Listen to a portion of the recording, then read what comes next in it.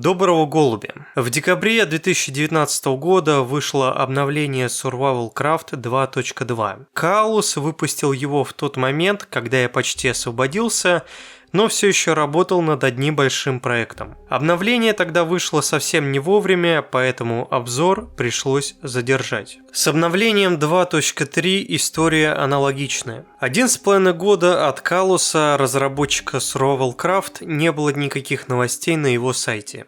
А комментарии под его последней новостью состояли исключительно из молитв игроков о его возвращении. В итоге, совершенно неожиданно для меня и для всех в феврале, когда он обычно впадал в спячку или никак не активничал, он выпустил видос об обновлении 2.3. В это время я завершал работу над другим большим проектом, поэтому это было опять не вовремя. Спустя всего 3 дня после первой публикации он также резко выпустил обновление. Вадимий охарактеризовал это действие как смачное испражнение. Никакой информации об обновлении долгое время, и тут неожиданно резкий выпуск новостей и новой версии без предварительных тестов на бесплатной версии Survival Craft One Day, как он делал до этого. Как будто он захотел быстрее вывалить обновление игрокам и вновь залечь на дно. Ну да ладно, перед обзором хочу представить 3 спонсора данного обзора. Уныние Вадимия.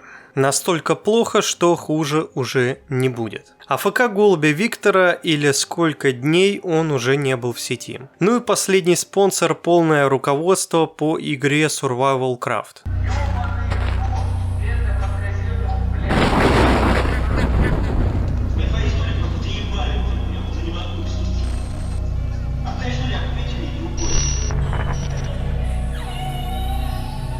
В нем я рассказываю про все. Про миры, текстуры, мебель, настройки игры, комьюнити и еще множество других инструкций. Пугаться продолжительности не нужно. Ищи первый комментарий и переходи по временным меткам, чтобы смотреть нужную тему. Итак, все мы ждали это обновление, особенно я, и что же было сделано? В игре усилили силу взрыва динамита на 20%. Также камень теперь менее устойчив к взрывам. Пороховые бочки теперь не уничтожают руды, находившиеся в скале, как это было до этого. После взрыва руды сломаются и разлетятся в виде кусков какого-то ископаемого, но сохранятся. А вот провода и прочие электрические элементы, наоборот, стали более устойчивы к взрывам. Текстуру детонатора также изменили.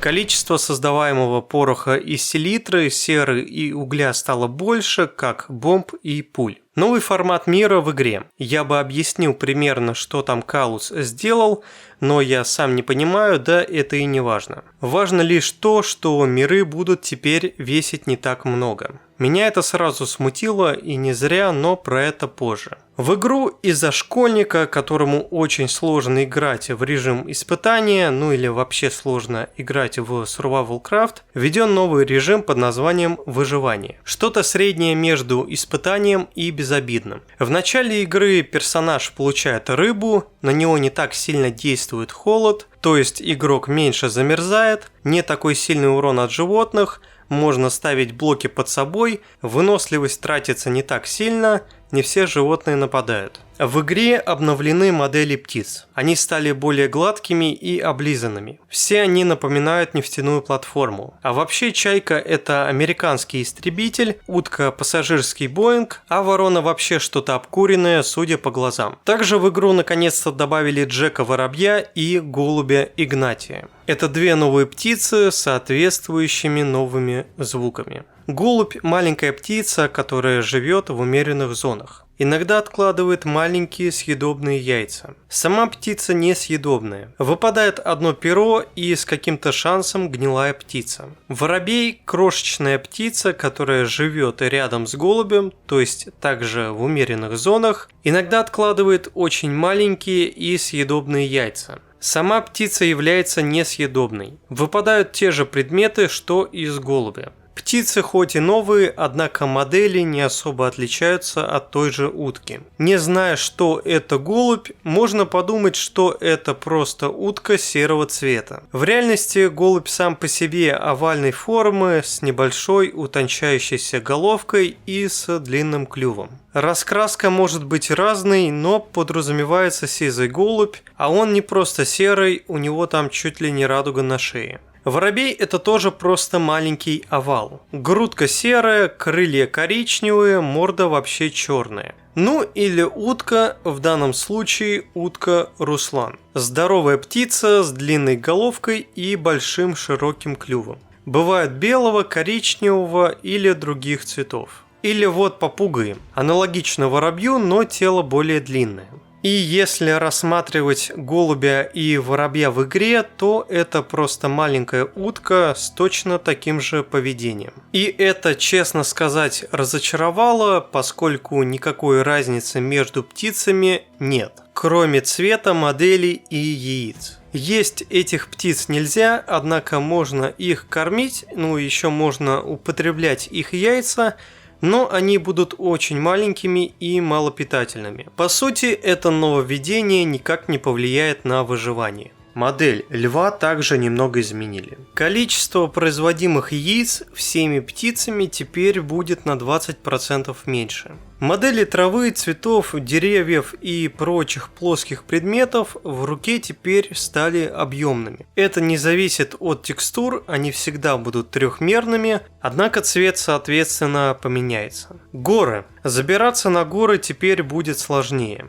Наверху будет гораздо холоднее, чем внизу зимой. И даже надев самую теплую одежду, на вершине ты все равно со временем замерзнешь. Кстати, вроде теперь можно одевать больше одежды, чем на версии 2.2. Также на вершинах гор или рядом с ними могут появляться забивные кресты. Как они там оказались, мне неизвестно. Разрушив забивной крест, из него выпадет кучка опыта, палки, камни и, как я понял, с крайне маленьким шансом алмазы. Но Вадимием было установлено, что лезть на гору не рентабельно, поскольку пока забираешься на нее, с большим шансом ты простудишься, а то и вообще свалишься с горы от кашля и потеряешь половину своего уровня. И, кстати, я так и не смог получить алмазы с этого креста. Теперь в игре можно приседать и проползать под одним блоком. Я понимаю, что следующее сравнение некорректно, и по идее тем, кто так говорит, нужно запрещать играть в эту игру, но ради примера в том же Майнкрафте это возможно только с помощью люка. Механика вроде неплохая, но реализация и вид от третьего лица хромают. Напоминаю, что 2 года не было никаких обновлений. Кстати, есть такой баг, когда присев, можно сесть на лошадь, и ты будешь прямо в ней. У кнопки и рычага теперь можно регулировать выходное напряжение, как у батарейки. Только если она просто выдает напряжение, то рычаг можно включать и выключать, а кнопку нажимать. Ранее оба эти устройства выдавали только сигнал F.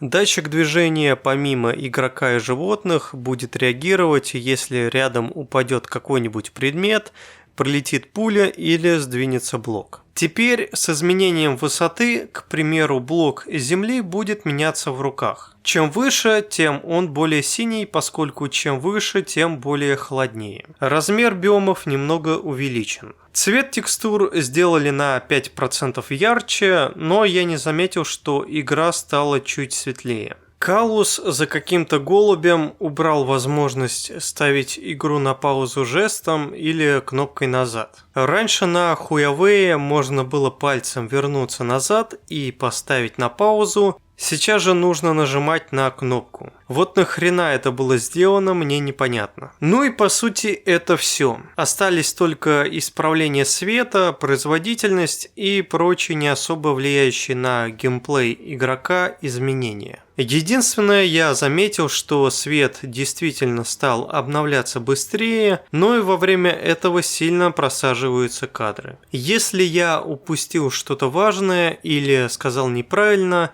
прошу поправить в комментариях. С полным списком обновления 2.3 можно будет ознакомиться, перейдя по ссылке. Что же мы в итоге получили? Обновление ни о чем за 2 года. Да, хорошо, исправление багов, ошибок, увеличение производительности, новый формат мира. Однако с точки зрения игры в Survival Craft мы получаем все тот же застой. Те, кто давно ознакомился с данной игрой, давно забили на нее, поскольку в ней нечего делать. Вот попробуй объяснить это школьникам, которые продолжают просить поиграть и поснимать там что-то. И ведь никто из них не напишет, что именно нужно снять. Вероятно, опять летсплей, в котором мне нечего делать. Тем, кто наигрался, к примеру, мне, уже не интересен новый режим выживания и вообще игра. Кресты, по сути, тупиковое добавление. Зачем лезть на гору высотой в 200 блоков?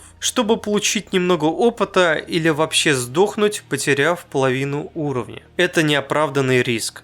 И крестов там просто может не быть. Единственное полезное нововведение – это возможность проползти под одним блоком. Но это больше нужно создателям паркур-карт. Но все же, когда персонаж двигается через блоки, это выглядит всрато. В итоге, после обновления 2.3 мы получаем всю ту же игру, в которой хочется играть годик-два, затем она сильно надоедает. Ссылку на бесплатное скачивание Survival Craft я оставлять не буду, и не потому, что я такой злой и неприятный человек, а чтобы фильтровать аудиторию. Первый фактор такой фильтрации – это английский язык. В целом разобраться можно, а тем, кому нет, подождет. Или ручками там переведет. Поскольку мне надоело тратить свое время и расписывать одно и то же. И по поводу русифицированной версии Survival Craft меня тоже не нужно спрашивать. Я ничего не знаю. По поводу нового формата мира. Вадим нашел довольно критический баг, который стирает прогресс с карты или вообще ее ломает. Допустим, хотя бы, опять-таки, для как оно сейчас все выглядит. Примерные виды ты можешь запомнить. Примерно запомнил, значит. Я, допустим, дропаюсь вниз и сохраняю мир.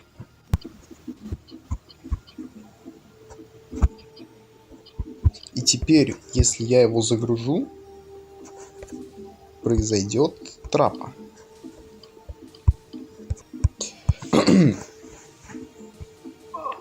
Опа, все, умер. Произошел пиздец. И вуаля. Это мой мир до того, как я вообще здесь начал как-либо играть. После данных действий мы получаем мир, где все постройки исчезают, но статистика, уровень персонажа и животные остаются. А вот сам мир сбрасывается до начального уровня 5-летней давности, когда только начато было выживание. Вроде как с миром, созданным на 2.3, такого нет, но уже стоит задать вопросик, как так можно было обосраться. Вадимий написал Калусу в комментариях об этой проблеме, и, кстати, не он один. Не знаю, ответит ли он, поскольку прошла уже неделя.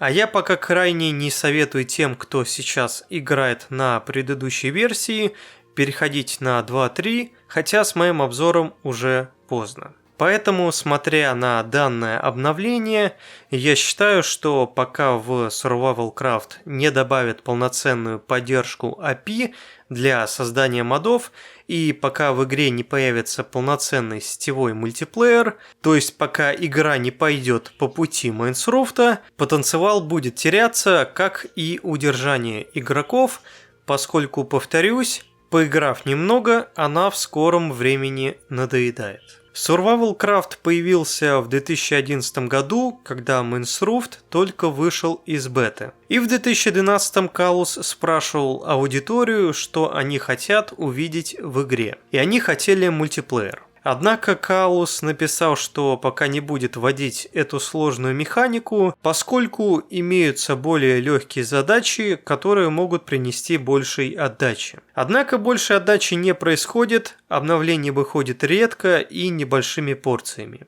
Развития игры нет. Поэтому навряд ли в ближайшее время появится мультиплеер. Сплитскрин, конечно, это хорошо, но только мне что, самому с собой, что ли, играть? Китайцы уже наштамповали кучу модов и даже какие-то наброски по мультиплееру, но не смогли связаться с разработчиком по почте, чтобы передать наработки, поскольку он просто не отвечает. Да и с новым форматом мира у них все моды наебнулись, и им предстоит работа по переделыванию с нуля.